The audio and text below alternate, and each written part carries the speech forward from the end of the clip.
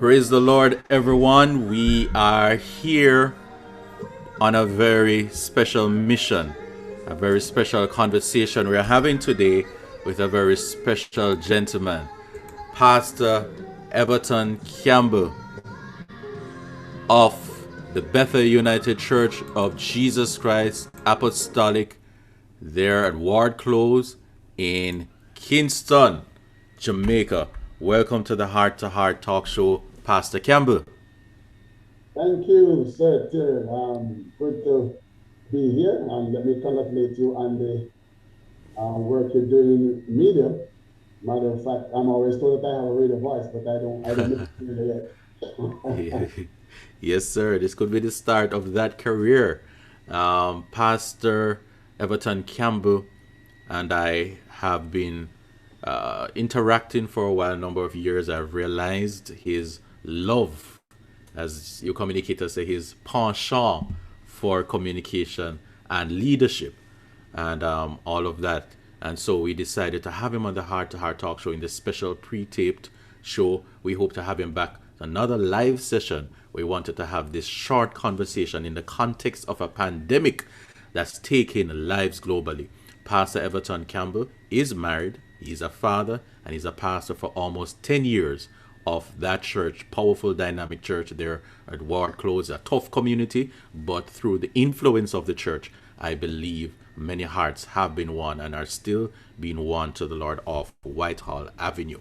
So, Pastor Campbell, you're on the Heart to Heart Talk Show today to talk about leadership. And I know I could just ask you one question, and for 1 hour, it would be on this topic. You have been certified under the John Maxwell leadership program. Tell us, when did you fall in love with the philosophy and the concept of leadership? Well, I think it has to be more than just recent time. I grew up with a great grandfather who was an Anglican minister, and I watched him at work. He would serve in the church and serve in the community, and they could count on him. Your family is like, if you have a home without a father, then he would be the father for that house also. And he probably was larger than life. And so, I remember him being somebody who became everything to all people. So he was a servant. And I think that's my early years. And a matter of fact, they used to care for people who were less fortunate. And so I participated in that too. And so over time, I told my grandmother that I couldn't help myself because her dad was the epitome of a servant leader. And then while growing up, by the time I was about 22, I started to manage what we see called the warehouse in particular. I thought those guys were crazy though, because I didn't have any experience, but I had a thing which most people need to have is passion. And then, I didn't know all of this luxury like now that it said leadership is influence, nothing more, nothing less, like what John says. But I continue to love leadership because I just believe that if leadership gets it right, then the fellowship usually follows suit. So that was my early experience with leadership. And Yeah. then when people begin to respond to you, you recognize that you're doing something right or there's something right about what you do. You mentioned that concept, servant leadership. We are aware of different styles of leadership. Some are autocratic, some laissez-faire, and all of that. So, explain this concept of servant leadership. What does that mean to you? As I mentioned that, I want to also shout out to somebody who you and I know, Joan Smalley. She was the first person who exposed me to leadership in terms of the different types of leadership. Many years ago, when I served in the youth committee at Bethel, uh, a servant leader is, I look at Jesus all the time as an example, and I usually use his example. His disciples wanted to know who was going to be the greatest in the kingdom. And so he decided to teach a lesson by getting a basin and a towel and decide to wash feet and then turn around and say to them, if you want to be the greatest, then serve. Matter of fact, you did mention we could stress this conversation far, but I'm going to be behaving myself and stick with time. Every day we should do three things with people: value them, believe in them, and unconditionally love them. And the reason for that, everybody is teachable, reachable, and redeemable. And so I always want to prove those things and believe that it is true, that people are redeemable, and you should value people, because, as a matter of fact, there's no result that we're going to get as a leader, any leader going to get without the support of the people. And so I prefer to serve, and I have some hang-ups about leadership that I know it's done, and we give God thanks for those who do it to their leaders. But personally, I don't want to be pampered as a leader. I see myself here to serve. And when I say pampered, meaning to be put upon the oh, Pastor Campbell is so amazing. No, I want to have a legacy of somebody who add value to people. So you are the operations manager at Wisinco, a major distribution company powerhouse in Jamaica, but you're also a pastor, a spiritual leader. You have seen leadership in church and in the corporate world, the best and the worst. What makes a great leader? Well, going back to the basic, leadership is influence. A great leader is one, in my own interpretation, is one who can mobilize the people to be part of something greater than themselves. Because there's a law called the law of buying. People buy into you first before they buy into your vision. And so a great leader will have people buy into them first, then the vision is easy to buy into. And I experienced that in the workplace. Matter of fact, one of my former directors asked me, what do I tell the guys on the floor? And I said to him, sir, I've learned something very simple. Before you ask a man to give you a hand, touch his heart first. Once you touch a man's heart, the rest is easy. He'll follow you. So that was one of the things that I recognized at work. So a great leader is one who is able to mobilize, motivate, add value to people, and serve them. And they in turn, matter of fact, let me put it this way. If you help people to get what they want, they'll help you to get what you want. But Pastor, what about those difficult people? So people that really make you want to say and do some stuff, both in church and in the corporate world. How does a leader deal with that difficult person? You have to have them on your team.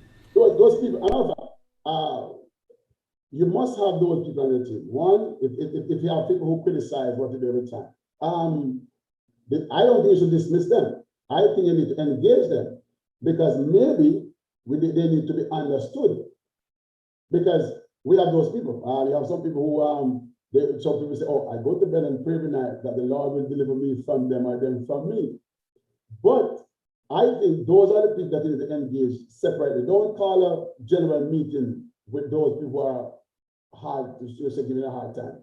But again, take the lower road and decide to get low in terms of meet them where they are, find out what is the challenge. Because sometimes when people are being problematic at work or wherever, it is not just what you see is a problem, they have background problem.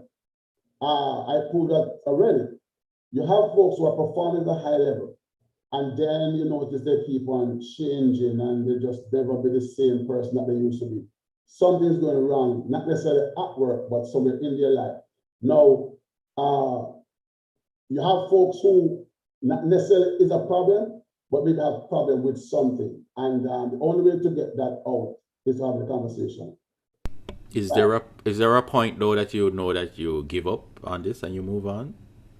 Well, so far I haven't had folks who in the workplace, I haven't had people who will say give up on them, because I always like to want to work with, you see, if I'm going to embrace this three value, believe, and unconditional love people, then I would have to find out what is wrong, because even the worst guy have some qualities.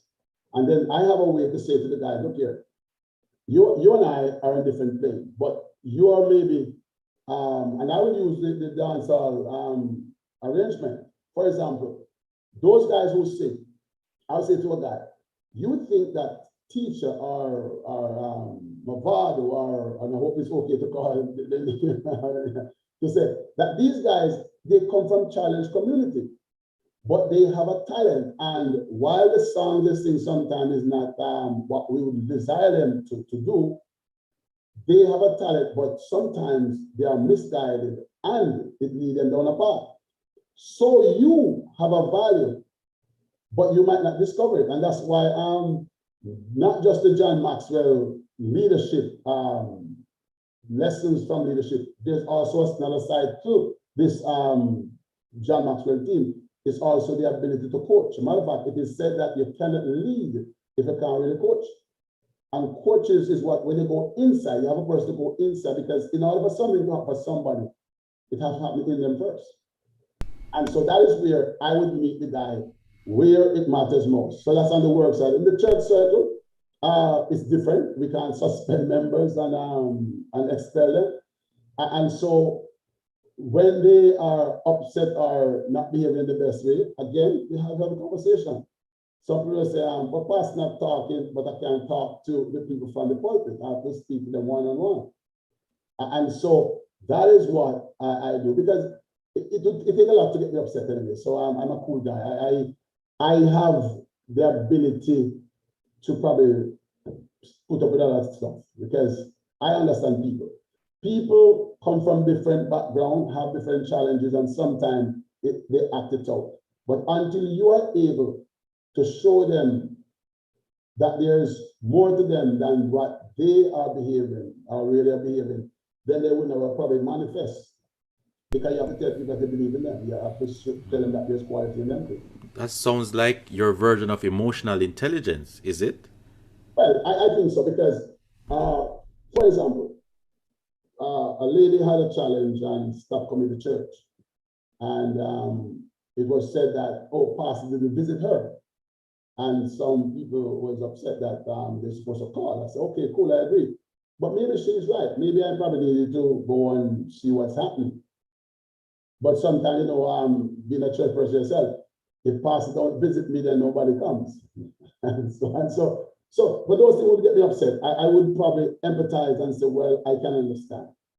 And so, while the emotional intelligence is the buzzword, I don't know how long it's around, but I think some people call it soft skill, and I prefer to do the soft skill. With a time and a place for being upset and rigid, but my boss said to me, my director said to me one time, "You're able to catch more bees with honey than lime juice."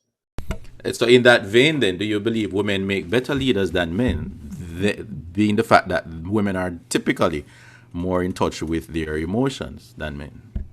No, I've had young ladies who grew up with me in the company, those who I hire and mentor, and they have done well. Matter of fact, I think some of them can replace me now too, because I always tell them I believe in them and support them. But I have some who are tough leaders too. So I don't think it really matters whether it's male or female. But I think that within the context of leadership, each person's personality comes out. Because I wasn't always this cool, calm, and collected person either. Because you probably never noticed, but I was told by my boss one time, or it wasn't the chair at the time, I was the director at the time, that I was harmonious. Because once you're out the line, I would give it to you. I will let you know that you're not welcome here. And I would just stop and say, okay, did that serve me? And if you're not serving me, then I have to change it, because leaders supposed to pull people. As a matter of fact, they said that leaders pull and managers push. So you must embrace. Interesting contrast.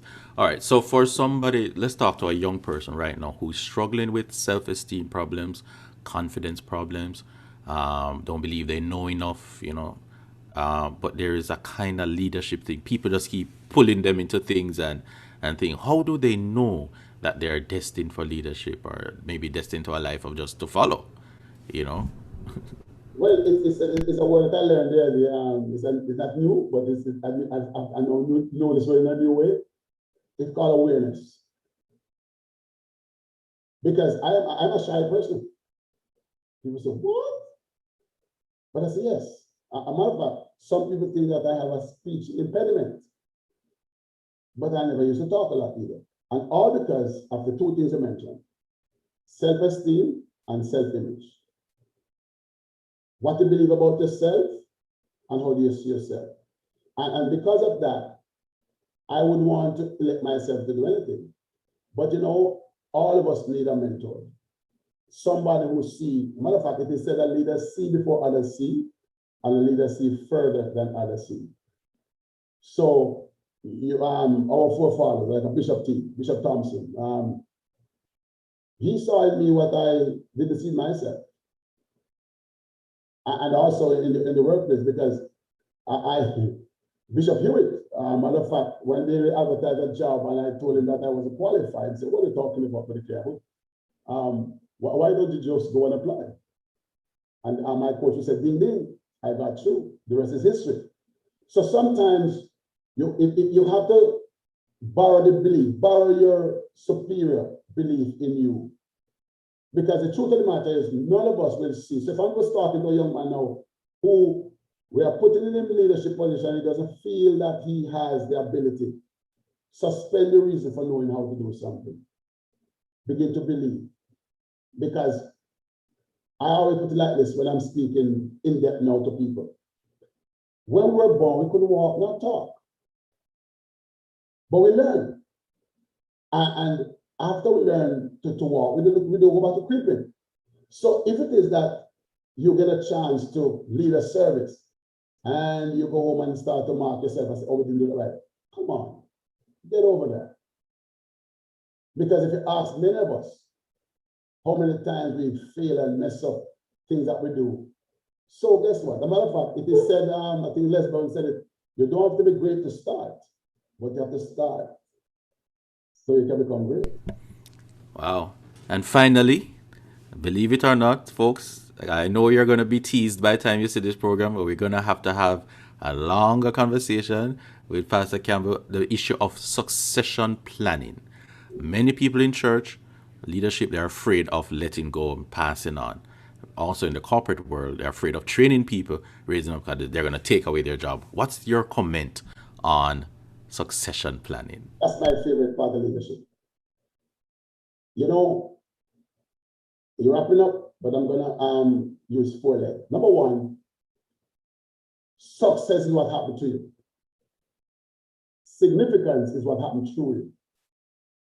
And inheritance is what you leave for somebody. But this part, your legacy is what you leave in others. Now, can you imagine if the generation before us, we didn't exceed what they did? Look at today. What if the person who come with the internet and build on it, what would we do now? So any leader that don't understand that you won't be there forever, no matter how great we are, and you measure a leader not by how long he served, but by how he prepare his successor. Because your legacy is what they're going to leave in those who you left behind. And it's a principle from Jesus again. Remember, he said to the disciples that as long as I'm here, you're good. But if I go, I'm going to send you a comfort. I'm going to send you something that shall be in you, a well spring up into everlasting life. So we must empower the next generation to take over, because if they achieve what we achieve, then we have not made any progress. So my take on succession planning, I always tell the church that I want about 24 people to always just keep learning and growing, because the work is going to get bigger, effort is going to be needed, and the Bible talks about one shall chase 1,000, two put 10,000 to flight. So what I've achieved, my successors must achieve more. So I believe in that, and every pastor who have young people around them, and every leader who have young people around them, embrace them, give them a chance to grow, because it's going to benefit you. As a matter of fact, they're going to speak so well of you about how you give them a chance, because I won't stop talking about the people who pushed me into leadership. When I see Joan, I told her that she has been part of my development. She probably won't take any credit, but of course, She has helped me because that was my first exposure.